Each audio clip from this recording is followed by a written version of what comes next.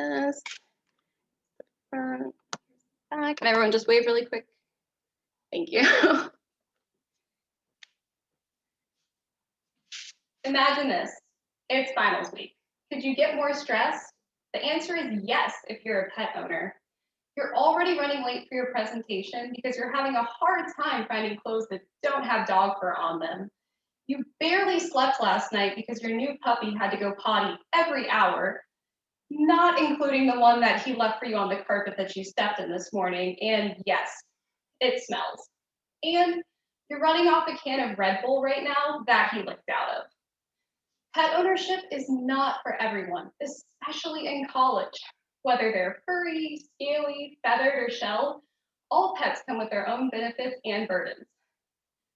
Today, I'm going to be informing you of the advantages and disadvantages of owning a pet in college. Pets can seriously affect your mental and physical health, as well as your financial and social life. It is imperative to understand the good, the bad, and the ugly of pet ownership before bringing a new life into yours. I am a senior here at the University of Florida, and I have a 9-month-old corgi, so I am well versed in pet ownership in college. Today, we're going to be examining how pets can help relieve stress and anxiety, encourage exercise, but also be restricting both financially and socially. Pets are seriously great for relieving stress and anxiety, which you can see on your first slide of our PowerPoint and your second slide. And they work as a best friend, they give you unconditional love, and they act as a huge support system for your stress, anxiety, and depression, which a lot of college students deal with. According to a study conducted by the Washington State University, spending even 10 minutes with a pet during finals week before an exam showed lower signs of cortisol, the stress hormone, in students, and they performed better on said exam. In fact, my old university, FGCU, used to bring puppies into the courtyard during midterm and finals week. That way students on their way to their exam could stop, play with the puppies, and de-stress before taking the exam. Personally, rather than cramming for my last hour before the exam, I just relax, decompress, and pet my dog. I've noticed that going into my exams now, I'm a lot less anxious, and I've actually been getting a lot better grades. Not only are pets great for your mental health, but your physical health as well. Whether you own a cat, a dog, a rabbit, or something else, getting them out and getting them active is huge. It enables you to do the same, and it encourages you to get out and get active with them. This gives you both the chance to get your exercise in. Family physician Robert Salas found that the average adult needs 500 minutes of exercise per week, and only 50% of Americans were accomplishing this without a pet. But pet owners have been accomplishing this weekly exercise. Personally, I walk my dog about 3 to 5 times a day for at least 10 minutes each time. This gets me out and gets me active, and I honestly don't have an excuse not to do it because, well, he has to go out and I have to supervise him. And I've been getting an hour and a half to 2 hours more of exercise a day than I was prior to having him. I feel and look better.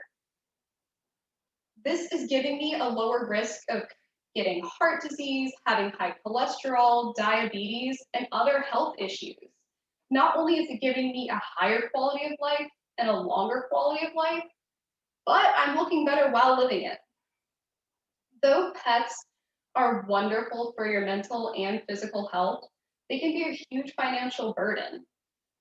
Between food, vet bills, supplies, and other expenses, any kind of pet can rack up a serious bill, and it's not one that just goes away. It lasts a lifetime. A Rover survey found that the monthly cost of pet ownership is anywhere from $70 to $150. Smaller animals such as Guinea pigs, rats, and rodents, as well as reptiles, are closer to the $70 mark, whereas bigger animals such as cats and dogs are closer to the 150 mark. Personally, after adoption fees, vet bills, and initial supplies, my dog cost me well over $2,000. And this is before his monthly pet insurance, food, and other necessities. This took a huge toll on me financially, especially as a college student, barely making over minimum wage and having other bills to pay. Not only are pets restricting financially, but socially as well. Between feeding them, taking them out, and just stimulating them so they can have their own mental and physical health and make sure it's good. You'll find yourself going out with your friends a lot less, taking trips less, and just sticking around your house a lot more. The CNBC found that only 4% of colleges allow pets on campus. That's only 40 colleges in the entire United States. This pushes students out of dorms and restricts their ability to socialize with other students. I've noticed that since living off campus, I have not had nearly as much socialization with students, and it's been a lot harder for me to make new friends. Not only this, but pets are also very susceptible to disease. This means that you can't just bring them along with you to social settings. They can contract an illness, catch parasites, or even die. Personally, my dog, after we moved into our new off-campus apartment, he ended up contracting parasites twice, which led to over $400 in vet bills.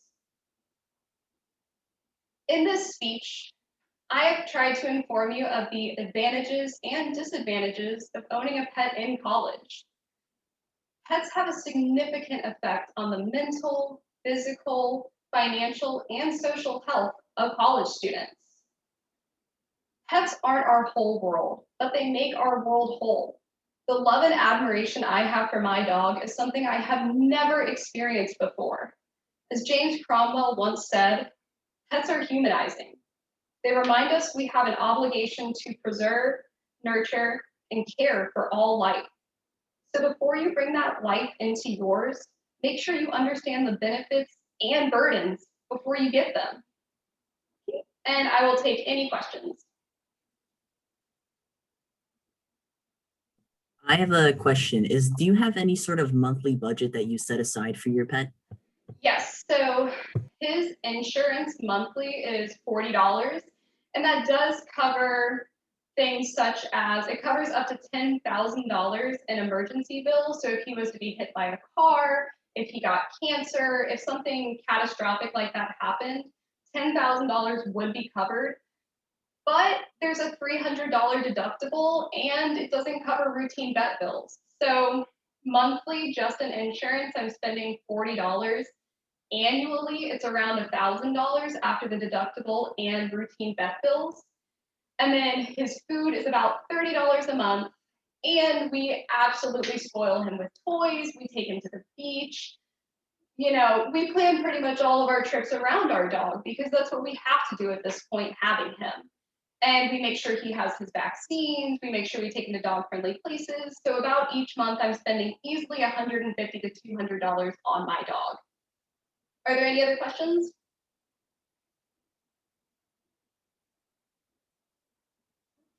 I have a question. Do you suggest getting a pet in college? So it really depends on your living situation. For me, it was actually a huge change. I live here in Orlando and I used to work in amusement parks and I had internships that I was going into every day. And when we decided to bring our puppy into our life, I had to now work from home, you know, working 11 hours a day from home to make sure that I could take care of him. He wasn't being kept in a cage. And I was alone most of that time. So it was very, very difficult. I do suggest getting any kind of animal if you are living alone.